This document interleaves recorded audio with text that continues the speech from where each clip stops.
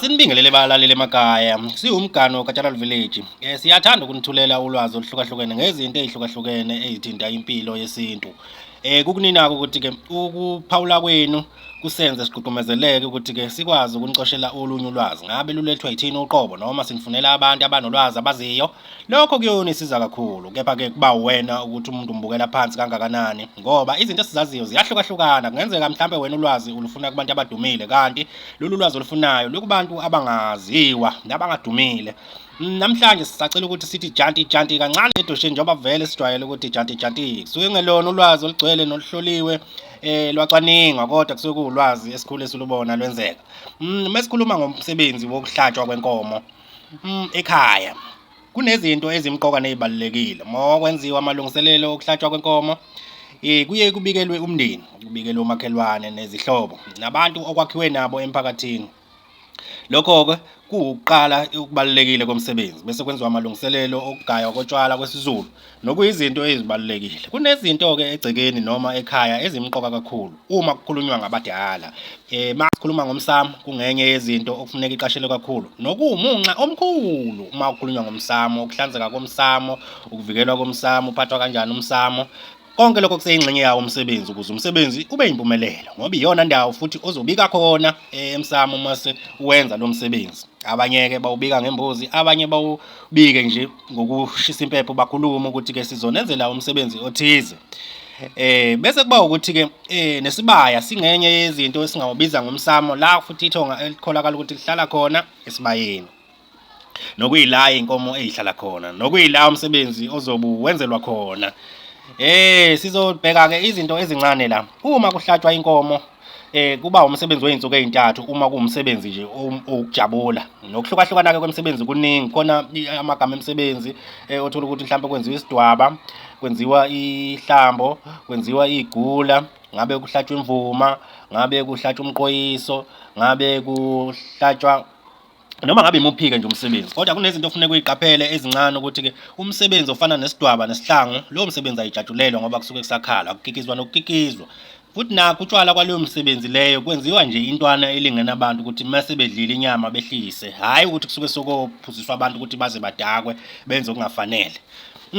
Lokho-ke kwenza ukuthi-ke uma ubika umsebenzi ubikela abantu nezihlobo nomndeni ube nolwazi ukuthi okusho lo msebenzi uzohamba ngale ndlela ngoba umsebenzi othize, lo msebenzi uzohamba ngale ndlela ngoba umsebenzi othize. Akwesilinganise nje ngehlawulo ngoba nalo singalibiza ngomsebenzi. Ihlawulo lingeniswa ekhaya, lihlatshelwa ngaphandle ngenxa yokuthi-ke lisuke lizogeza ihlazo lisuke selenzekile la ekhaya.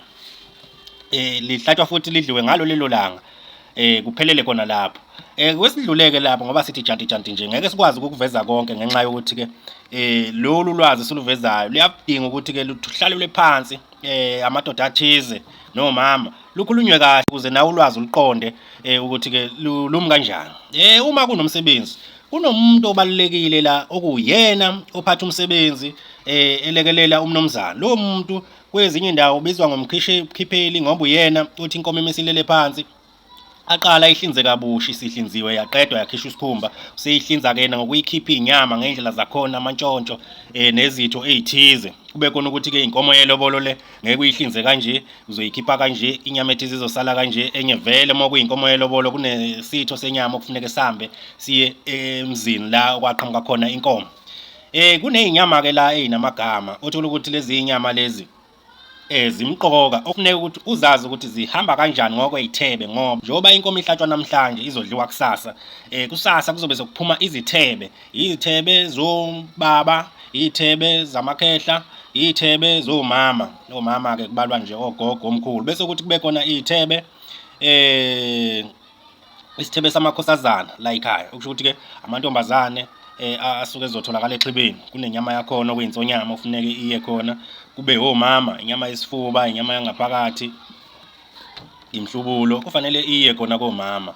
Lana-ke okusho ukuthi okusemqoka kufuneka uzazi izitho ngokuhlukahlukana kwazo ukuthi-ke inyama yabiwa kanjani. Njengamakhosazana abelwa ibele, isithebe samakhosazana kuba yibele nensonyama kanti enye insonyama kuba inyama bangeyekhaya. Uma uzobheka njengayo insonyama itholakala la eduze kwemhlubulo ohlangothini, hlangothi zombili. Kunenyama ekhishwayo futhi lapho kuthiwa imkhele, kube khona inyama ekhishwayo kuthiwa ifusi. ekhona lapha phezulu eduze kwesifuba, kube nentshontsho eliphumayo laphaya oswini. Lelo ntshontsho luvame ukuqondana nayo umkhipheli. Kuzoba ongceshana laphaya ongabasholayo emgogodleni, inyama nje enamaveleta okuyinyama eqondana namakhehla. Kuzoba khona inhloko nesixhanti. Lezo inyama eqondene nezinsizwa namakehla. Enye ke inyama eyinsizwa idlelwe esibayeni, eyamakhehla idlelwe endlini, kuyaba ke indlu yangenhla isikakhulu. Lokho ke kuyinto emqoka kakhulu ukwazi ukuthi ke kwenze. Ake sithathe amehlo siwabhekise lapha-ke esibayeni. Lapha esibayeni la sithola khona iy'nsizwa ey'hlala khona uma zizodla inyama. Iy'nsizwa-ke ihlukaniswa kathathu. Uma uzobheka nomkhono wenkomo ugoba kathathu. Kufike kube khona ithambo eliphezulu okuthiwa isiphanga, kube khona eliphakathi nendawo okuthiwa ilifuphi. Bese kuzoba khona elilapha elihlukana nenqina okuthiwa umnqazu. Okusho ukuthi la uma ufika esibayeni uphuma ephashini uzohlala lapha yangasemsamo wesibaya, udle unqazu. Bese kuthi lapha nendawo iy'nsizwa sey'vuthavuthiwe zizodla ilifuphi. Bese kuthi lapha esiphangeni kuba obaba nje sebeqinile abadla lapha esiphangeni, abasuke sebezophuma beya endlini ngasenhle. Endlini ngenhla-ke kudume ngesixhanti khona. Isixhanti-ke kanti inyama etholakala entanyeni egululwayo ethanjeni elisentanyeni yenkomo, ehlukana nenhloko. Njengoba uzwa kuthiwa kuhlukana inhloko nesixhanti nje, kusuke indawo la ehlukana khona lenhloko nesixhanti. Inhloko-ke nayo ingeyazi iy'nsizwa, inyama edliwa iy'nsizwa. Bese kuzothi-ke laphaya ephashini sithole inhliziyo, sithole iphaphu.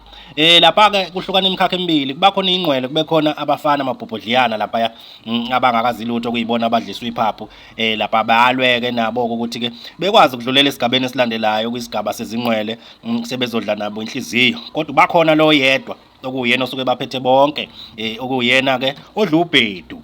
Bese kuba khona-ke ukuthi-ke nezaga ey'khuzwayo, zikhona-ke nezaga ey'khuzwayo la ephashini uma sebebuyela esibayeni.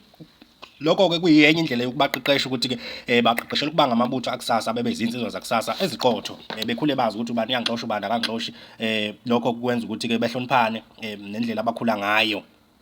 Kusemqoka kakhulu-ke, kanti ukuthi abafana beyodla iphaphu kusemqoka ngokuthi kukhona idalwa ey'ngangena egcekeni, njengey'ngane ezaphuphumayo noma isidalwa esingenzelwe inhlambuluko, kukholakala ukuthi asingeni ngaphakathi sidle inyama uma kunomcimbi. Leso sithebe-ke sabafana ngoba besidlela ngaphandle, kukholakala ukuthi-ke bayafika-ke nabo bekwazi ukuthi bedle kanye nabo bafana lapho ngaphandle. Ingakho simqoka kakhulu leso sithebe. Kufanele ukuthi sigcine sikhishiwe, inyama ephekiwe nenyama abazofike beyose khona ngaphandle, kunuke, kuzwakala ukuthi-ke kunomcimbi la ekhaya. Zonke-ke izinto ezenziwayo kwesiZulwini kufanele ukubuka umqoka kwazi ukuthi kubaluleke ngani, nanokuthi-ke uma uthola ulwazi olusha olungenziwa ngakini, ungayiboni njengomuntu ongazi ukuthi wena wenza okungalungile, kanti cha, kuye kuhlukahlukana ngokwey'godi ukuthi wena ukusiphi isigodi, ukusiphi isizwe, ukhulele kuyiphi indawo, ukhula wazi ngaleyo ndlela leyo obone kwenziwa ngayo. Kodwa-ke okukhulu kunakho konke ukuthi kuyafuneka ekugcineni ukuthi kuhlalwe phansi kukhulunywe ngalezi zinto, sikwazi ukubona ukuthi-ke siyasala la, sahamba kahle la, konke kusesimeni esikahle. Siyathokoza Zulu, umnyama.